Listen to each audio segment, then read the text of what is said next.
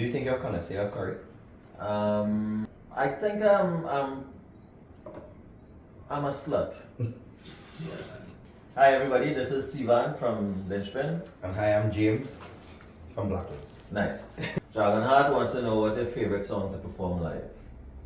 Sadly, it's maybe Soft as Slow. Like we played it so long, but now like with Hallowed Halls is like one of my new songs. I really enjoy playing that live. Right. I'm gonna throw in a question there then. Why? Soft as Slow always have like this kinship with the fans, so it's like it feel like people are waiting to hear it, and it feel weird like we try to play it too early because people think we're gonna end the set, and then Hallowed Halls because of the nature of the song and I guess what the song is about. Right. It's like it feel like every aspect of it is just tied into like an emotion with us. Nice. What's one of your favorite songs to play on the stage now? Ooh.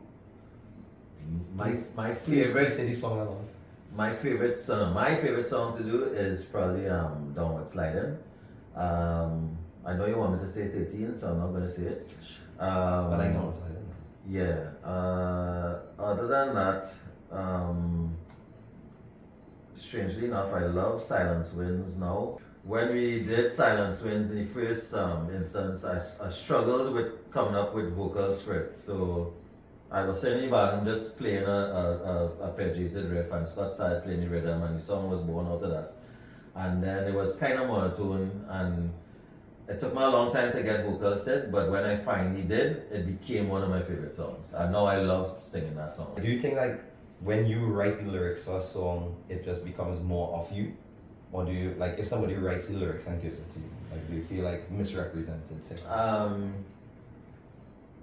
All the lyrics, well, they're obviously written by me, but they're all generally have been about personal experience or how I felt in the moment.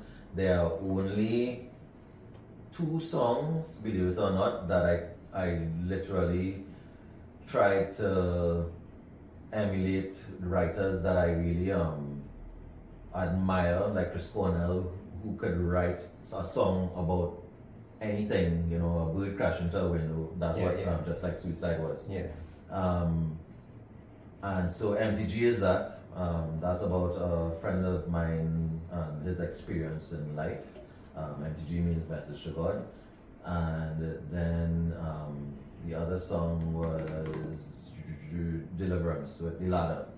That's about some near and dear older folks close to us that passed on, and is that journey from taking your last breath and moving up into the stars kind of thing. That's what that song is. But that's the only 2 that weren't about my personal what's going on. But it was still something that came out of your life, like you correct. Just Yeah. I've never sang something that somebody gave to me to sing. That's pretty much to me like singing a cover.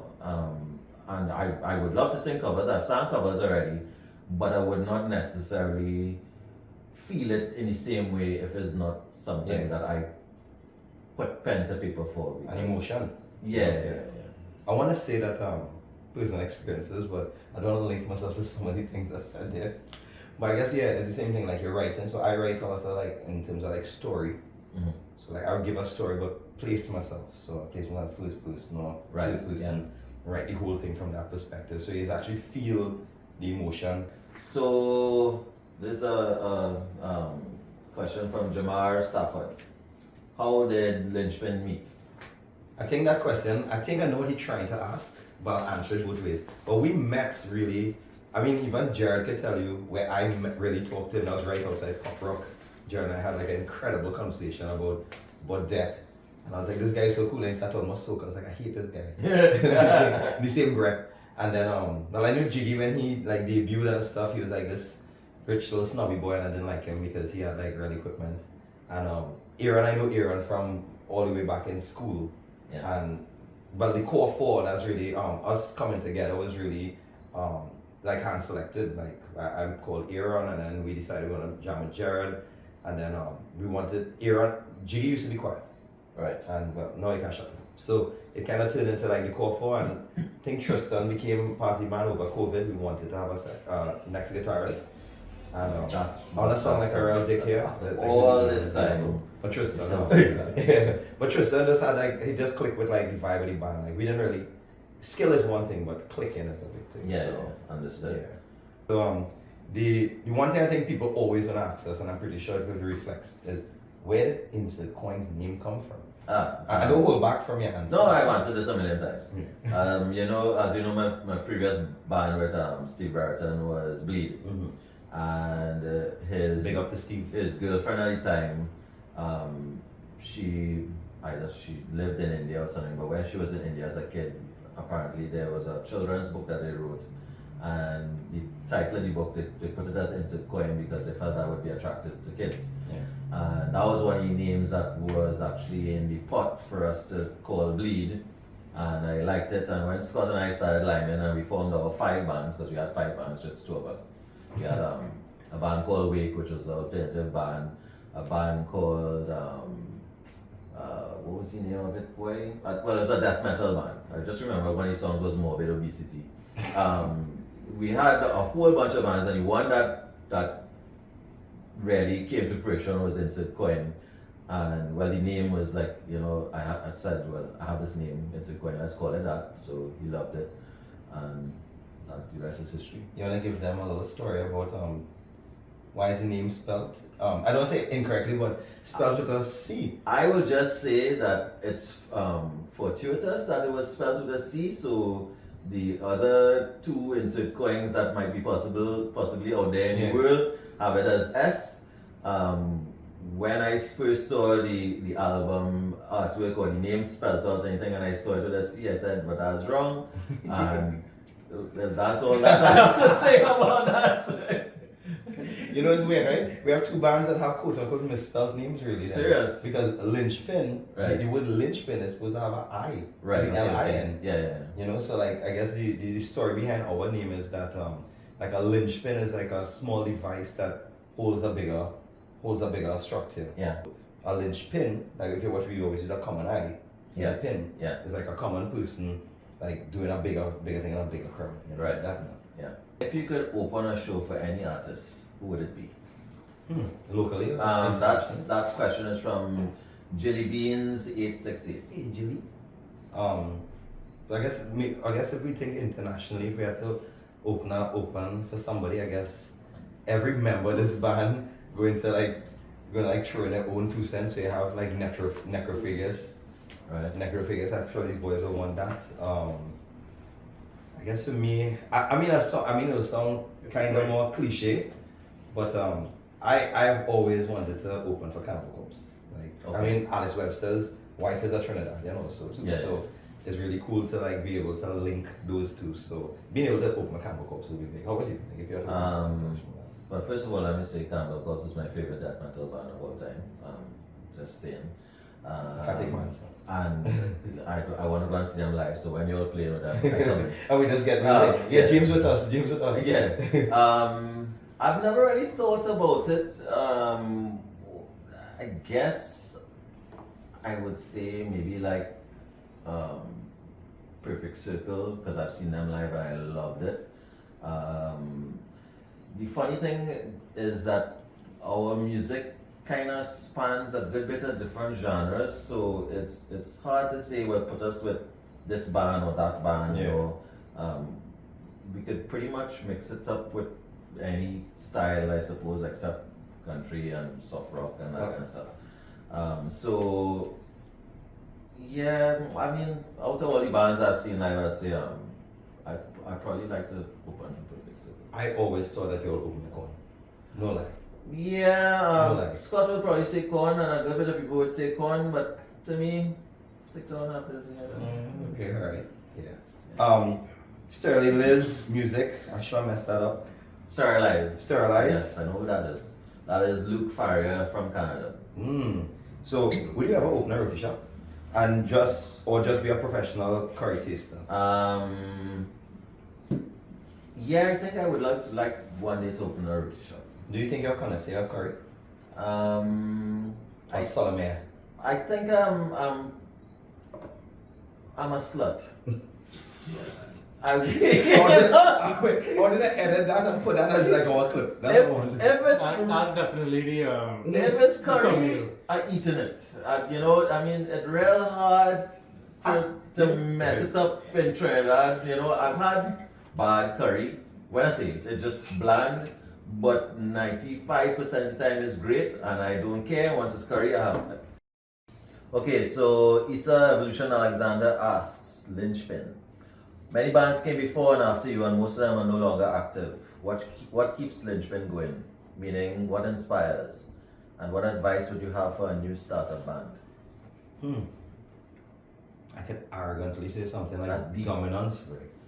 Like I, not LYNCHPiN, but I am really powered by pushing the envelope constantly. I don't really think about what could and can't be done. I know what this is what I want to do. Right. And then the band, I think they clearly more humble than me. They are very much about trying to ensure that what we deliver is a perfect product and for LYNCHPiN. So Yeah. what inspires us, I think, is just constantly being proud of what we deliver.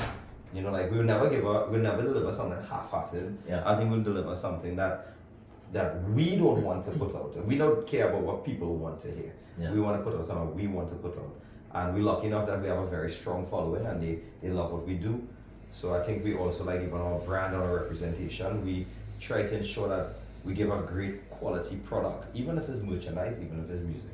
Yeah. So I think that's what inspires us heavily. So many bands have started after us and broken up. Why do you think LYNCHPiN has stuck together?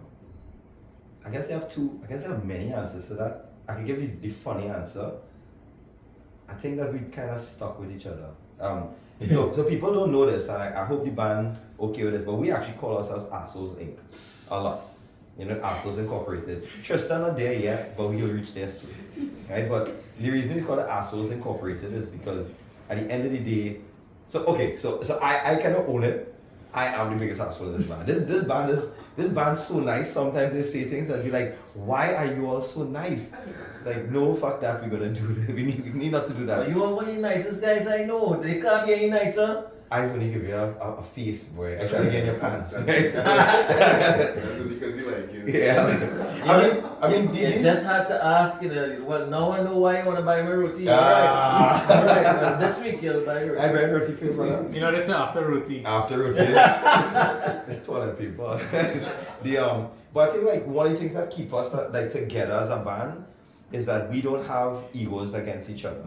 Like, we have had, I mean, people who very close to us know, when we went on tour and stuff, that could have break up the band. Like, a lot of people don't know that. Like, we had a lot of tension because, we just didn't talk about stuff. Mm-hmm. When we came back here, I think the most mature thing I've ever done in my life, I remember calling a meeting. We put a meeting in Grand Bazaar. You boys remember that.